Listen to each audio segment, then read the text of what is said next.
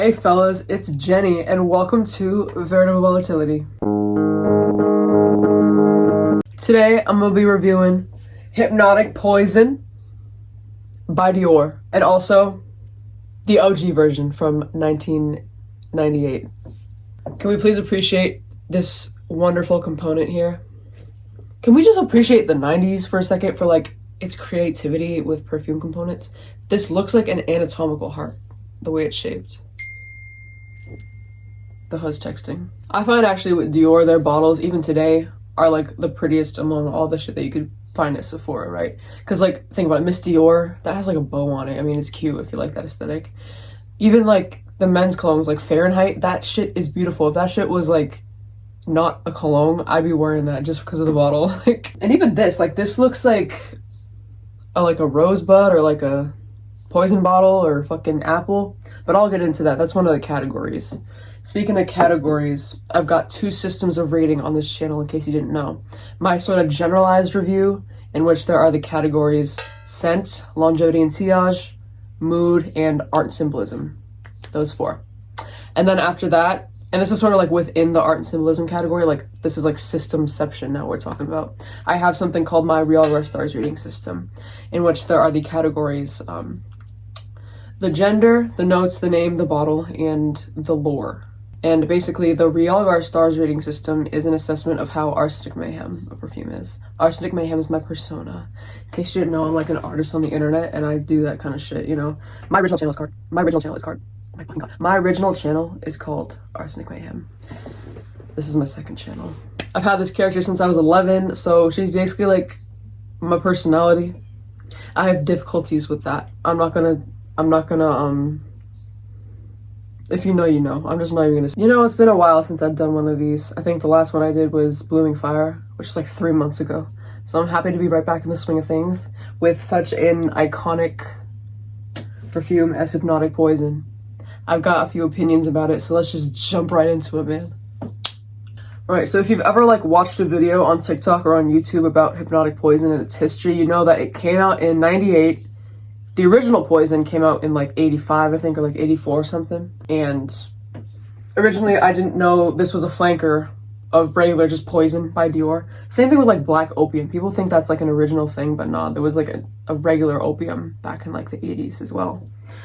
It's just because this is so iconic and like they don't sell the originals. They don't sell regular Poison or regular opium in fucking like Ulta or Sephora anymore, which I think is a disservice. I think they should honor the bitches that started it all, you know? But anyway, I'm gonna go into like the generalized review categories first. The first category of which is the scent. I just realized I didn't have my music on. I need to put that on right now. Put on some Evanescence. Okay, I don't know if that's too quiet or too loud. Let's just hope for the best because I don't really care. The notes listed back then, it's kind of like the situation I was describing with Velvet by Commodity. The old version of the notes is still on Fragrantica, even though like Dior.com lists something different now than from the 80s. But anyways, like it still smells like all this shit. I don't know why like Dior like makes it all like oversimplistic. But anyway, on the top, Fragrantica lists coconut, plum, and apricot. In the middle, Brazilian rosewood, jasmine, caraway, tuberose, rose, lily of the valley. In the base, vanilla, almond, sandalwood, and musk. Now let me tell you what I get the strongest. Definitely the vanilla and the almond are the strongest. People, in case you didn't know, describe at least the new formulation as smelling kind of like Play-Doh or like a doll's head, as well as root beer. The root beer kind of has an explanation. Caraway is sort of like a licoricey root type smell, so that's kind of where I guess people might get the root beer from. Holy shit, the Huz keep on texting. Let me put this shit on silent. The bros, I should say. I'm not lesbian. The dry down definitely has a lot of wood. Sandalwood and rosewood specifically. That's what's listed. And also, the second most prominent thing I do get is a ton of fruitiness from the plum. I don't really get like an apricot smell. The apricot I more get in the old version. But I do get sort of like this vague fruitiness. I guess it's from the plum. And also some floralness from jasmine and tuberose. I put tuberose as a little higher because tuberose has a little bit more of a green facet, and I just like smell it more. Like sort of a green sort of white floral. Jasmine is very distinct to me. Like, if you've ever smelled Blooming Fire, that is like 100% jasmine. It's hard to describe, and I mean, like, people like will group white florals as just like one category. They pretty much all smell the same. But if you're like really into the nuances, like a nerd, like I am, you won't be able to tell the difference, you know, but like, who cares? And, oh yeah, I do smell the caraway a lot as well. And that note is supposed to be in the middle, so you do get, like, it smells rooty and like sort of, I don't want to say spicy, but like aromatic, I guess. And people say, what is my root beer? It's because of that, ho. Do some research. So overall, as far as the new formulation goes, it's had a lot of formulations. Apparently, I know of like 3. The original one from 99. I guess there was one in like 2012, and like now it's something new again. I don't know what the year was, but who the fuck cares? Because they don't make it explicit. People just like guess. But like the overall vibe I get from Hypnotic Poison is very gourmand, noticeably fruity, and noticeably floral to my nose. People say that they don't get the florals at all, but I do, especially on my skin. That's just me though. I really enjoy it. And people say that they hate the new formulation in comparison to the old one. I don't favor either one, to be honest. But let's get into what the old one smells like. It's very sheer. I was expecting something like super like bassy and resinous like regular Poison, but no, this is quite sheer. It is like more smoky. I would say it's more nutty as well, like more almond, you can notice, and more apricot specifically. The caraway in the old one is less root beer like and more just spicy and aromatic. So there's less of like a root beer touch. And overall it's just more fruity and more bitter. So I get why people think it's richer. I don't prefer either one. The new one is more powdery also. And I heard one perfume reviewer, I think his name's like Jacob or something, like Jacob with a D. If you watch perfume videos, you've probably seen him before. He described the old profile as like a mountain. Like when you sniff it, there's like things that evaporate to the top of your olfactory cavity and a lot of stuff on the base. Whereas the new one is more like a cotton ball. It's round in your nose. It's really hard to describe, but like it makes sense to me. You just have to like experience it for yourself. Overall, to me, both of them smell the damn same. Like basically the damn same. So the people who get up on the internet and say like, ugh, I hate the new version, I personally don't know what they're talking about. Like, people have different noses, and yeah, it sucks that like we'll never get to smell the old one. But I mean, it's old as fuck. 1998. Anyways, I think I just like took up a third of my damn recording space just talking about the scent.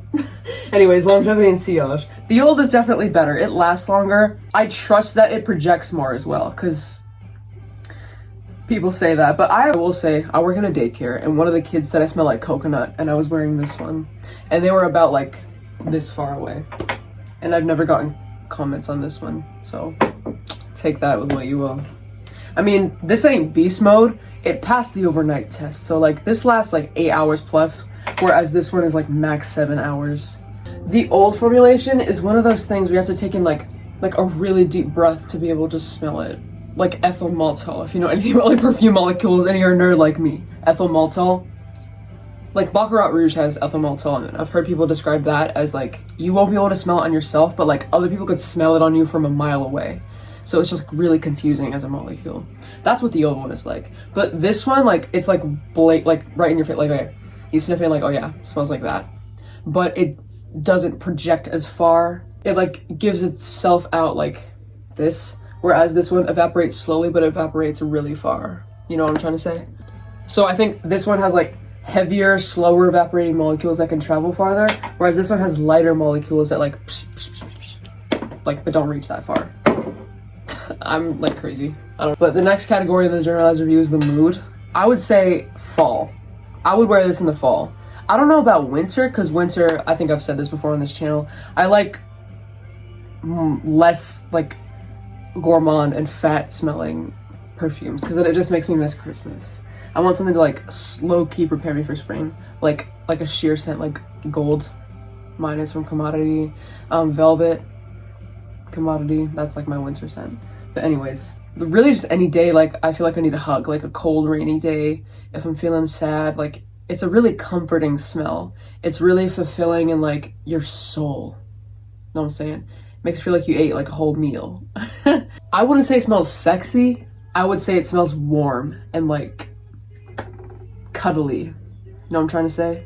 Final category in the generalized review, art/symbolism. This is the point at which I personify the perfume. If it were a personality, this is what I think she would be.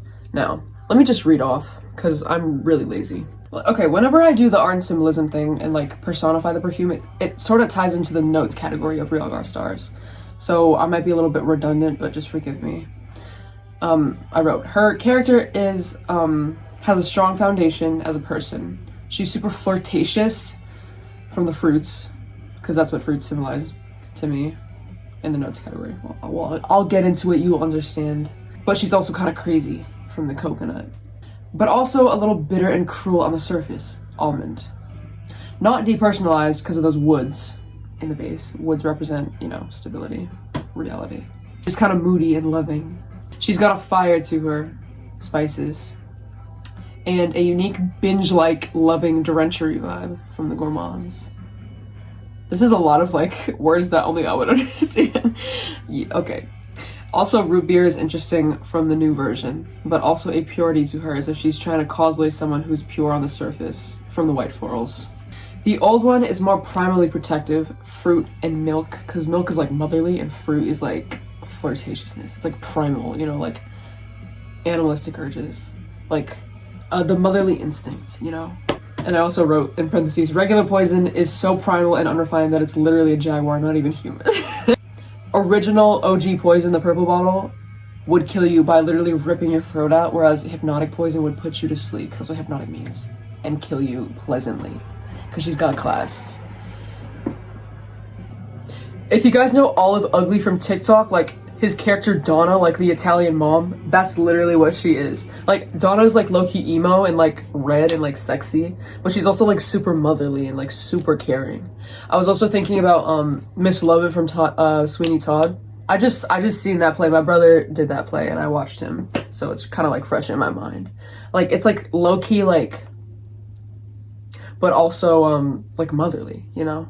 With that though, that's the end of the generalized review. I'm gonna move on to Realgar stars. So if you don't care about that, you can click the fuck off. The first category of Realgar stars is the gender. Insert pictures of notes that I think are masculine, feminine, and unisex. With the gender, you have to take into account some notes. Certain notes give certain genders to me.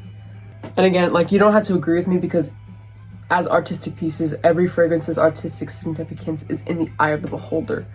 You know what I'm saying? So like, this is just my rules. You don't have to give a fuck. I just thought that it'd be cool to share.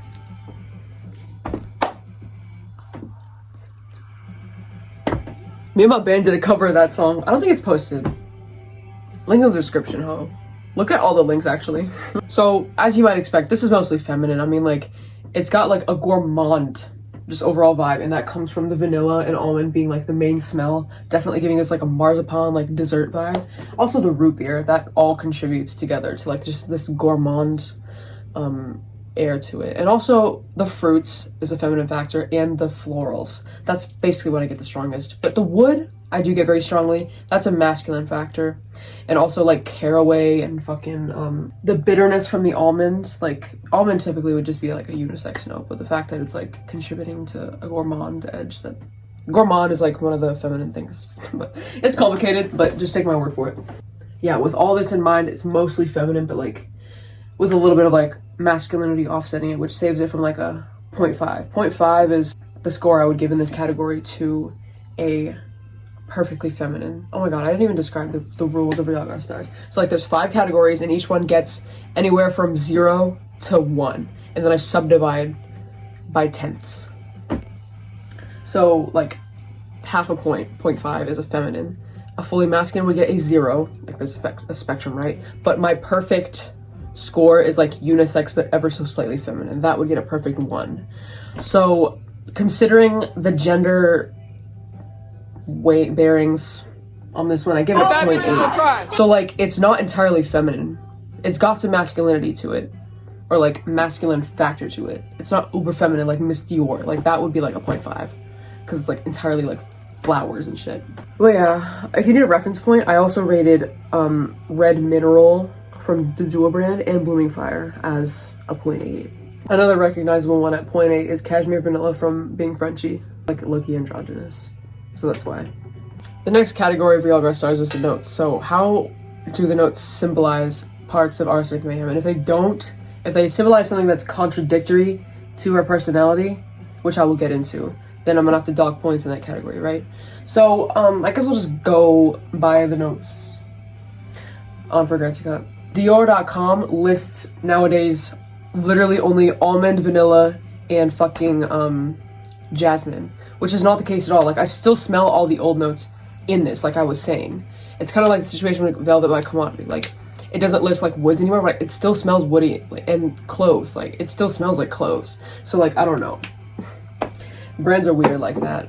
Coconut, craziness, cuckoo, that's what I attribute it to.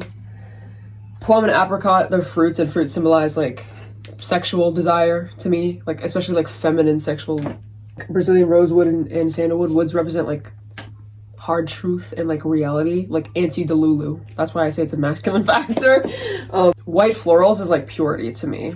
So like the jasmine and the tuberose. Caraway is a spice, and spices represent like fieriness, like spice for life, I guess, and like just the fire element in general. It has rose, but like honestly, I don't even get that much. White, Lily of the Valley is kind of a white floral, I think. But yeah, rose represents like love, like deep feelings of love, but also like guardedness because it has thorns. Vanilla is like tried and true comfort, like comfort zone. Almond, since they're bitter on the top, is like guardedness as well, like bitch don't mess with me, motherfucker. But like if you get to know her better, like she's very warm and sweet. And then musk is like, it reminds me of like skins, like I don't know, I think of like self-love. That's just my thing. But anyways, the only thing that contradicts is the fruits, because like that's goes against like her values, like sexualization. It's like something she hates. So I had to take off a little bit for that. And also the fact that it has fruits like deeper down and like on the top it's got like the white florals and stuff, it makes it seem like she's like cosplaying like this, like haha, I'm so pure, but like she's trying to like trick you, you know? So like I don't like that. So it kind of gives like she's faking things and like pretending to be pure. So I wanted to take off points for the white florals, but I thought that would maybe be a little bit stingy. So I just gave this a 0.9 in that category. It's just a little fruit thing that like, gotta take it away, you know? Oh, but I will say if it's like dried fruit, like specifically like dried, you know, it's fine. Cause then it like takes away all like the, like you're just like a shriveled up like raisin. That's like not like sex appeal. It's like the essence of like what it is, you know? Like my symbolism is weird. I should like stop talking. Okay, next category is the name. I'm gonna read off from the paragraph because I feel like I wrote this pretty eloquently. I like the word hypnotic. It has to do with the kind of drug which puts someone to sleep, degrading the consciousness. How church music can elevate your mind and how someone can hypnotize you with their charms or whatever. There's some evil / deceit to it, especially since it's poison luring you into a trap. Poison doesn't have to be that bad of a name. Poison can be clear. That's why I want pure poison. Like, I kind of want pure poison, which is another flanker. Anyway. It's something that doesn't sit right with life. It kills life. But a poison that's tempting means lies. I don't know, it depends on what context of hypnotic you mean. I was saying since it's hypnotic, it'll kill you softly by sleep, whereas the regular would rip your throat out. And then I gave this a 0.9 because like just like think of the name, hypnotic poison. It sounds like low-key like evil and like gaslight and manipulate. That's the best way I can describe it. Like this like disgusting like lie, you know? So I just took away a little bit. I gave this 0.9. If you take hypnotic in the sense of just putting someone to sleep, that's fine. But like hypnotizing with like your looks and then like you fucking kill them, like that's nasty. Like I don't like that. Like why are we trying to like promote that? I don't know, bro. Like I'm stupid. I should stop talking. I hope you get what I'm saying though.